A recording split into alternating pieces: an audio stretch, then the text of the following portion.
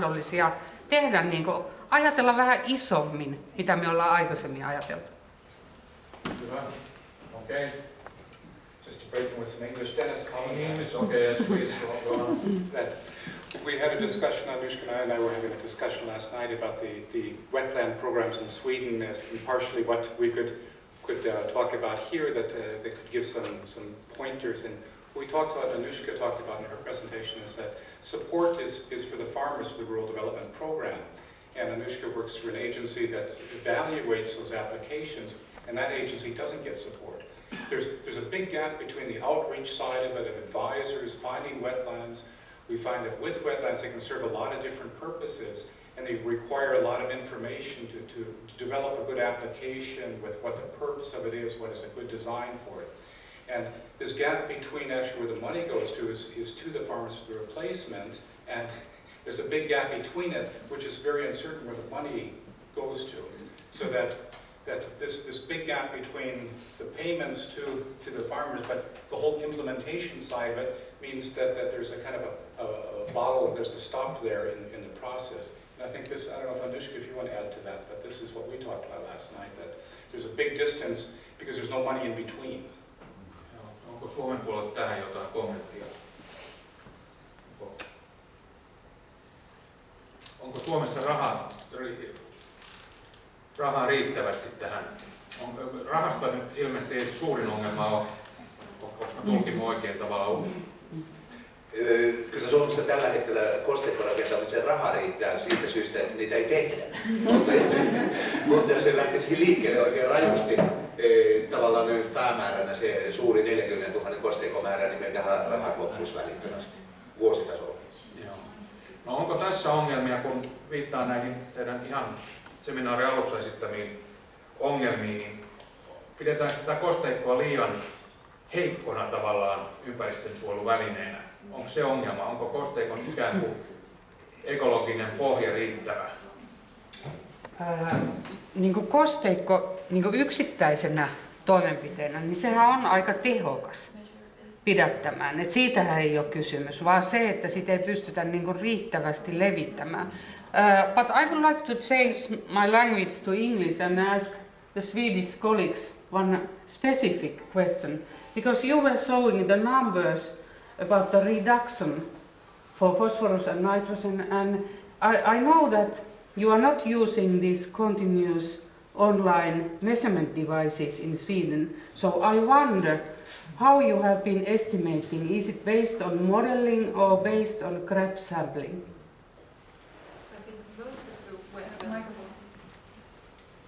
I think most of the wetlands, at least that I know, are involved in some university studies. There it is, crab samples. But how do you really analyze the efficiency based on crab sampling? So you really have to take samplings very, very frequently. Otherwise you cannot get the correct answer, because it depends on so much on what type of peaks you have and how quickly it goes through the whole wetland. So in Finland we actually went into these continuous automatic measurements because this is the only way to know the situation above and below. Okay, lessons from Finland to Sweden. Yeah. Okay. Okay, would you like to comment, please? Yeah, I have a question. I can put it in English maybe. We have discussed the role of the drainage companies, who probably has a key role in both initiating and managing future wetlands. But a question to Anushka and to Helena is how do you in practice see the role of the drainage companies? How do you in practice see their role in managing those issues? Okay. Would you start answering? Draining companies, you mean deep things from the top? Hey, a little bit closer to the microphone. Okay, now it's better. Yes. I think if we have, as I showed in my last slide, the key factors for success, if we take this aspect of catchment scale, I think these, what do you call them, drainage companies, Drainage companies. they have a key actor role, because there is the ones who have some advantage of the drainage, and if we put the wetland there, it will disappear. So they have a key role in accepting the wetland or discuss where to put it and so on. So if we have the catchment scale view on it, then I think they are the key actors. Okay, and in Finland? Yes, I agree with Anushka. It's really, they have a lot of potential to also do this wetlands when they want to improve the drainage. So. Is it possible that money talks, so that some construction companies are interesting, or consulting companies like you, and make business with this? Is it so in Sweden? I know about one company which would be very interested in harvesting biomass for biogas production or other purposes, but the rules are so complicated and the money which is in it is too little to make it interesting for them. So far they're just involved in some pilot project to find out what time of the year would be best to harvest, what kind of crop would be most interesting to produce biogas, and so on. So that's on a very little scale. Okay, would you like to? Can I just follow up with one question more then? Is it possible for the drainage companies to apply for funding from the Rural Development Program? In the present situation? No, because it's the single farmer who applies. They can apply for these other grants, like the Marine Environment Grant, LOVA payment, but not from the Rural Development Program as far as I know. They can't apply, they have to be a single farm enterprise to apply for the money. And this is one of the problems with turning to the Rural Development Program for funding. I think Kati mentioned this as well. There are alternatives. That the Rural Development Program is just partially financed by the EU, so that we're putting a lot of national money as well into programs, and that it could be lifted out and done as a national priority, which eliminates some of those problems. And the other point that you asked about is if there's enough money. There is enough money in Sweden that it doesn't get used either, so that there is money, but it doesn't get used. And when we look at why it's getting used, it's this problem, I say, of outreach and development of successful applications, because the onus right now is on the farmers to develop a successful application, but the evaluation is on the part of the administrators, and they're not getting paid for neither the administration or the advising to develop successful applications. So that we say, how could it be better? Making successful applications. And you say, how do you get successful applications? Well, I say you pay for it. And then the question is, how are you going to pay for it? So this is not our problem, is that there isn't money, it's using the money. Okay, if you have too much money in Sweden, please give. Okei, hypätäänkö suomen kielelle takaisin vähän?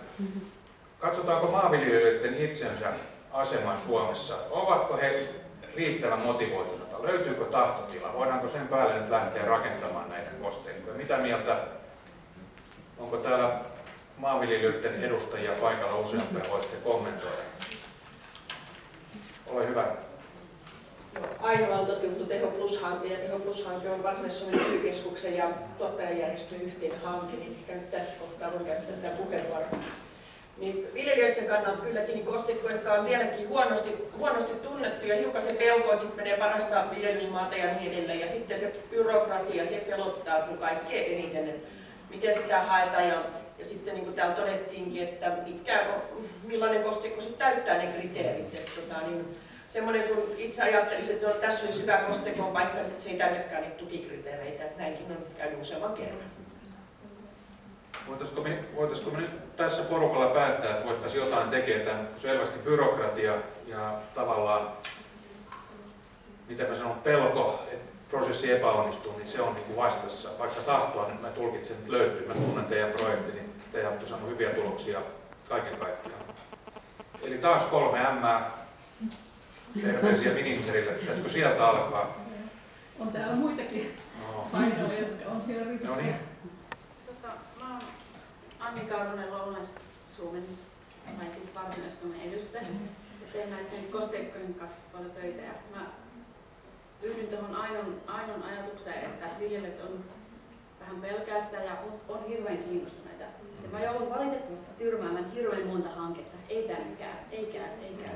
Koska säännöt on liian pieni, liian väärässä paikassa, metsäaluetta takana, ei peltoa, on liian monta maanomistajaa, kauhean hankala saada, niin kuin vaikutusalueella kauhean hankala saada niin kuin tehokasta kosteikkoa. Pitäisikö sääntöjä muuttaa sitten? Joo, ja sitten se, että mä mielelläni antaisin niin kuin luvan sellaisille, jotka on järkevässä paikassa mun mielestä, mutta mulla ei ole valtaa siihen, että mä oon kiinni niissä säännöissä. Miten me saataisiin valtaa sulle lisää pikkuisen? Sitä. Eli mä haluaisin tätä, mitä alussa toi Kati esitti, että olisi ehkä projekteja, mutta myös sit alueella sitä kohdentamisvaltaa. Koska silloin mun mielestä voitaisiin tehdä sellaisia pieniä, ei just ihan sääntöjen mukaisia, useampia meidän mielestä hyviin paikkoihin. Mä oon Varsinais-Suomessa, meillä on paljon tehokasta maataloutta ja tarvetta vesiensuojeluun. Tämmöisen ulkopuolisen toimittajan mielissä ja kuulossa, tämähän kuulostaa hienolta. Miksei tätä hoideta nyt kuntoon tässä saman tien, jos se on näin pienestä kiinni? Niin, siis jos olisi kaikki säännöt pois, niin se olisi hyvä. Kannattaa, käsi ylös.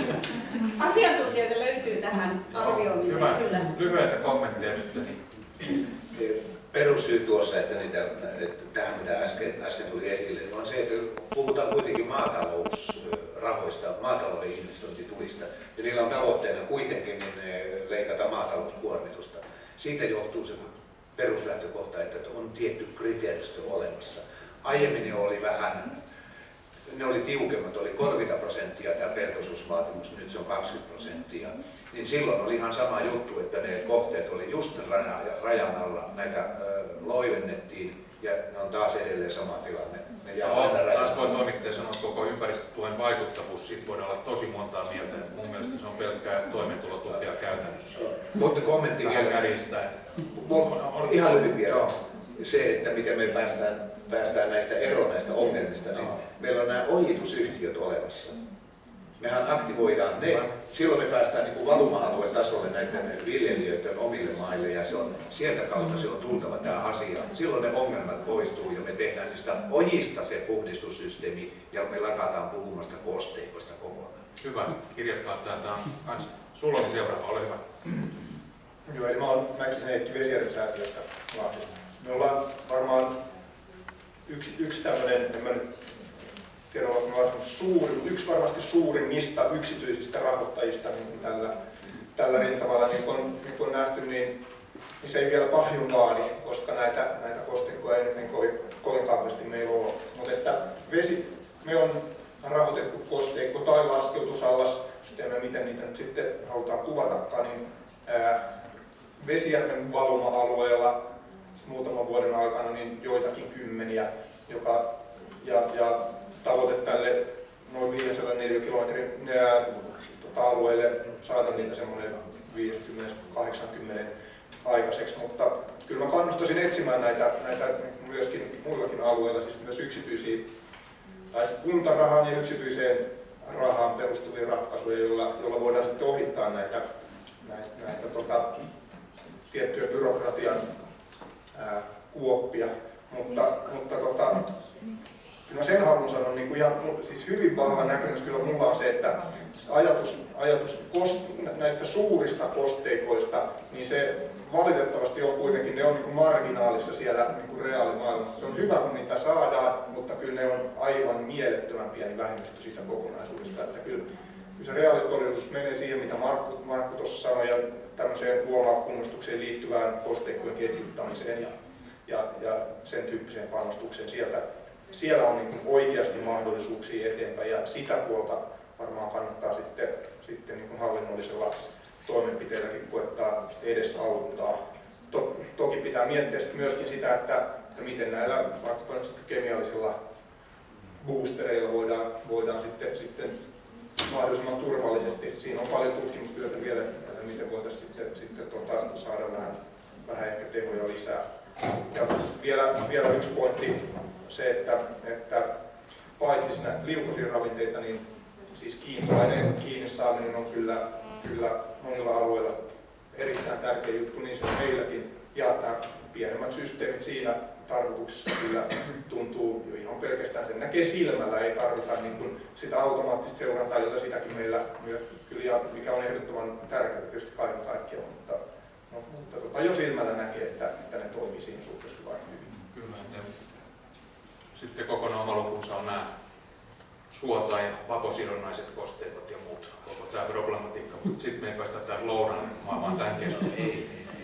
No niin, onko kommentteja tähän? Sitten mulla on toivottu sellainen kysymys, että millaisia tavallaan nyt ovat sitten ne monivaikutteiset kosteikot? Onko ne näitä pieniä vai isoja, joka edellinen puhuja nosti? Onko teillä näkemystä siitä vai tarvitaanko me kaiken näköisiä tilanteen mukaan? Ilmeisesti tarvitaan kaiken näköisiä kokoisia, eikö niin?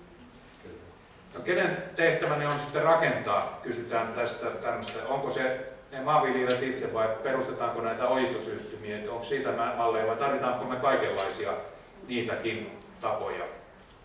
Onko siitä näkemystä? Kyllä, kaikenlaisia. Kaikenlaisia. Kyllä. Hyvä. Ja sitten olisi aika vähän katsoa tähän ihan loppuun, että mitä meille nyt sitten jäi käteen, olisiko näin toimintamalleja? Kommentoikaa suomalaiset nyt, mitä Ruotsista jäi käteen. Meillä oli aika mielenkiintoisia tuloksia, että we little bit discuss what's happening in Sweden now, but we are using Finnish language. Some secrets. Kati. You understand some words.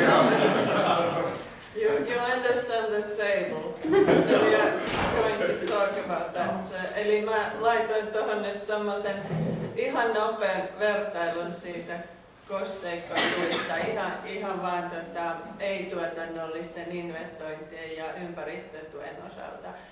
Niin pohdintaa siitä, että miksi ihmeessä nuo ruotsalaiset on saanut paljon enemmän kosteikkoja aikaan kuin suomalaiset. Niin voi olla osittain kyse maksimitukitasosta, sitten toisaalta siitä, että ei ole sitä riskiä, että jos sä suunnittelet kosteikon ja tukihakemus hylätään, että sä joutuisit kaiken maksaa itse, eli tavallaan se on Ruotsissa otettu huomioon. Ja sitten siinä voi saada rahaa jo sen projektin aikana, eli kaikki rahat ei ole kiinni ihan siihen saakka, että se koko projekti on hyväksytty ja maksatushakemukset viipyy matkan varrella. Ja sitten siellä on, niin jos lasketaan, jos on oikein hyvää viljelymaata, niin siitä saa pikkusen enemmän hoitotukea kuin Suomessa. Ja sitten nämä yleiset kriteerit ei ole niin tiukkoja kuin Suomessa, vaan siellä on annettu enemmän valtaa näille alueille. Niin kuin tässä puhuttiin, että se voisi olla yksi hyvä vaihtoehto. Ja sitten mä luulen, että se mitä tässä puuttuu on näiden eri tukimuotojen käyttäminen samassa hankkeessa. Oletko mä ymmärtänyt oikein, että se ei ole niin Suomessa mahdollista? Tai mitähän se tarkoittaa, että mitään päällekkäisiä kustannuksia ei voi korvata, mutta se monesti tarkoittaa sitten, että eri tukimuodot, niin sitten siinä tulee, tai niin kuin EU ei hyväksy sitä, että jos se korvaa jotakin, että siitä saa muustakin rahaa. Mutta miten Ruotsissa oli kuitenkin, mutta silloin se oli eri toimijat sai samaan hankkeeseen sitä tukea. Onko tämmöinen mahdollista? Että siis on viljelijä hakee sitä niin kuin tämän viljelijän kanavan kautta ja sitten on joku toinen yhteistyökumppani, joka hakee sitten jostain toisesta. Okei. Rahaa tarvitaan, se opitaan. Would you like to comment? Is it possible to get... It's really difficult to comment. Okay, but you can get from different sources money in Sweden. Sorry? To one project on one wetland area, can you get money from different sources? Yes. Okay. I would like to comment just on the table.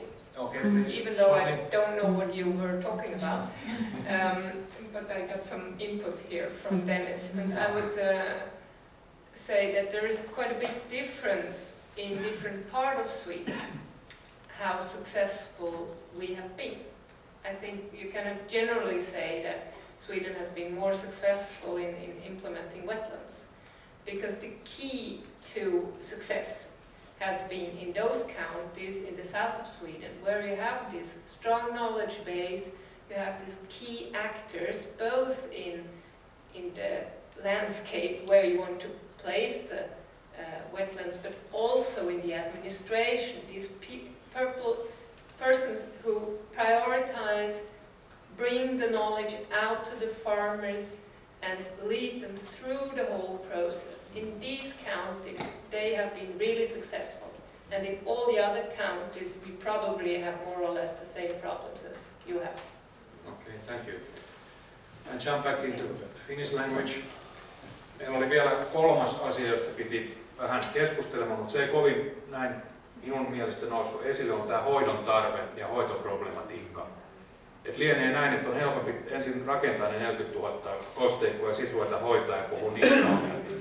Onko näin, onko yleistä kommenttia, että onko tätä hoidosta epäselvyyksiä, onko siellä jotain ongelmia, jotka pitäisi ratkaista keskeisesti? Ole hyvä, kommentoi. Mä en nyt halus hoitoa, mä vielä tuohon äskeiseen haluan yhden sanoa, tuohon äskeisen keskusteluun, että joo, lyhyt. Tavallaan niin kuin Suomessa me ollaan tutkittu ja arvioitu kosteikkojen merkitystä sekä tämmöisessä kosteikkotasolla että sitten valuma-aluetasolla. Ja olisiko se sitten vaikuttanut tähän viljelijöiden ja muiden toimijoiden niin kuin halukkuuteen lisätä niitä, että sitten kun kosteikkojen merkitystä katsotaan valuma-aluetasolla, niin näillä nykyisillä ei paljon merkitystä näy. Ja silloin tavallaan ne muut vesiensuojelumenetelmät nousee niin kuin merkittävimmiksi. Ja se voisi olla mun mielestä ehkä, että mä olin hieman yllättynyt, kun sä sanoit, että viljelijät on niin positiivisia. Että tavallaan, että mistä ne mikä se hyöty niin kuin heille on. Tietysti siinä tilatasolla sillä on merkitystä. Niin. Hyvä. Eli jätetään hoidon kehittäminen ja hyödyntäminen sitten seuraavaan Katin seminaarin aiheeksi. Mä vetäisin yhteen nyt tässä, että pääsette lounaalle. Niin mulle näin toimittajana mä oon kirjannut tänne 4-5 semmoista juttuaihetta. Ne on samalla teille tämmöisiä ehkä työnteon aiheita, mitä te voisitte niin kuin kehittää. Eli kommentti tähän tahtotilaan. Mulla oli yllätys, että jos tämä oli näin positiivinen, että viljelijät on niin kuin, ei vastusta ainakaan kovin näkyvästi tätä, ja nämä muutkin sidosryhmät on mukana, niin silloin varmasti kannattaisi näitä win-win-tilanteita lähteä tätä tahtotilaa hyödyntämään. Ja sana, jota mä inhoan, on tämmöiset ekosysteemipalvelut. Mä oon sen jutuissani kieltänyt, mutta siis ajatuksena ihan oikein, että tämä kosteikko pitäisi nähdä laajemmin, niin kuin täällä on tultu, että se on osa tätä ojitusproblematiikkaa, ja erittäin hyvin tämä Ruotsissa oli jäsennelty, että se on osa vesien suojelua, biodiversiteetin suojelua ja lisäksi niin kuin helpompaa viljelyä, jossa voi olla tulvahommaa, sieltä voi löytyä ehkä business-hommia, jos tulee näitä niittoja ja muita. Mä en tunne näitä mahdollisuuksia, mutta varmaan ne kannattaa tutkia. Samoin monet maanviljelijät metsästä ainakin mun kulmilla, eli yksi kosteikko on ihan puhtaasti metsästysalueeksi tehty. Mä oon ainoastaan kieltänyt niitä harmaa-haikaroita, jotka siihen on pesiytynyt. Älkää nyt ampuko niitä, kun mä niitä tykkään metsästyksestä. Nämä leväaltaat oli mielenkiintoinen homma. En ihan ymmärtänyt, onko se Suomessa mahdollista, mitä Saksassa kerrottiin. Kaiken näköistä teidän pitäisi tutkia tämmöisiä uusia mahdollisuuksia.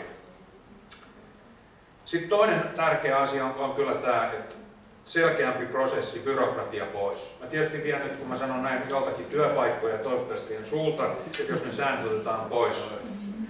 Että annetaan ne rahat mieluummin vaikka pikkusen epämääräisemmillekin kosteikoille, mutta kuitenkin, että me saadaan tätä ajatusta vietyä eteenpäin.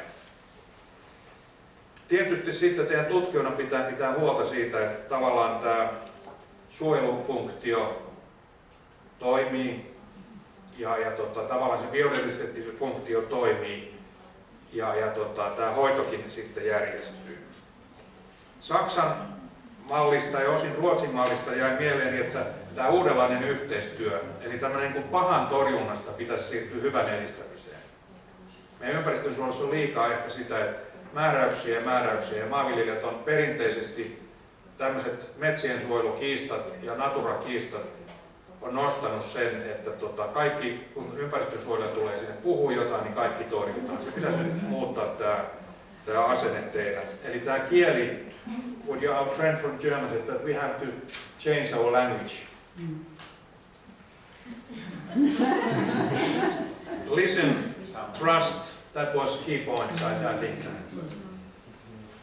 Meetings and cooperation, that's the new way to think in environmental policy.